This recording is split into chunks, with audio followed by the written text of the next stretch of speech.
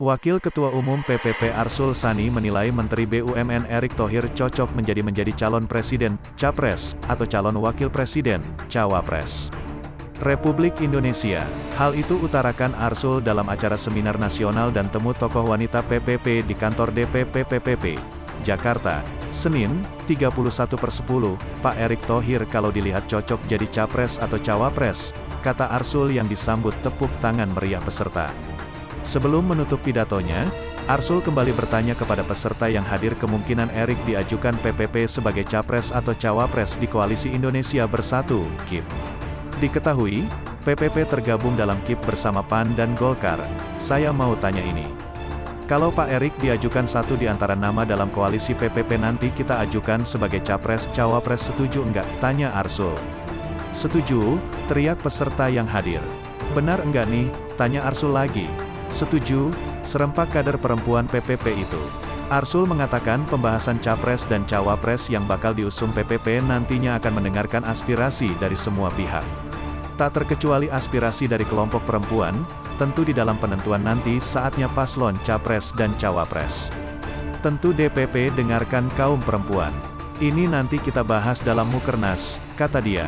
Pada forum yang sama, Menteri BUMN Erick Thohir menganggap bukan PPP saja yang dikaitkan dengan nama dirinya untuk Pilpres 2024. Menurut Erick, namanya yang kerap masuk bursa kandidat bakal calon presiden yang didukung beberapa partai politik merupakan bagian dari demokrasi. Salah satu, kandidat bakal capres kan. PAN kan kemarin juga memasukkan saya salah satunya.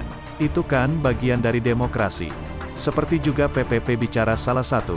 Itu bagian demokrasi, kata Erick. Erick pun mengaku tak bisa secara langsung menyanggupi bila ada tawaran untuk diusung sebagai capres dari partai politik.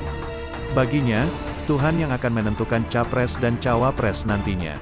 Capres-cawapres itu yang menentukan Allah, kata Erick. Erick lantas menyinggung kondisi ekonomi di tahun depan diprediksi akan gelap. Ia meminta agar semua pihak tak lengah. Sebab, ekonomi akan stabil bila keadaan politik juga stabil. Karena itu, Erick mengklaim masih fokus untuk membenahi ekonomi dan BUMN. Ia menilai tak bisa melarang partai lain bila mengusung dirinya sebagai salah satu kandidat capres atau cawapres. Jadi kalau saya konsisten, kalau jadi salah satu itu opsional masing-masing partai. Kalau dari partai-partai itu terbuka, kan kita nggak bisa bilang, Pak Arsul jangan ya. Siapa saya, kan jumlahnya banyak, kata dia. Sebagai informasi, nama Erick belakangan ini masuk sebagai salah satu bursa kandidat bakal capres yang diusung PAN hingga PPP Jawa Timur. Selain itu, nama Erick sempat masuk dalam bursa calon presiden berdasarkan hasil lembaga survei. Namun, Erick sebelumnya sempat berbicara soal peluangnya untuk menjadi presiden Indonesia.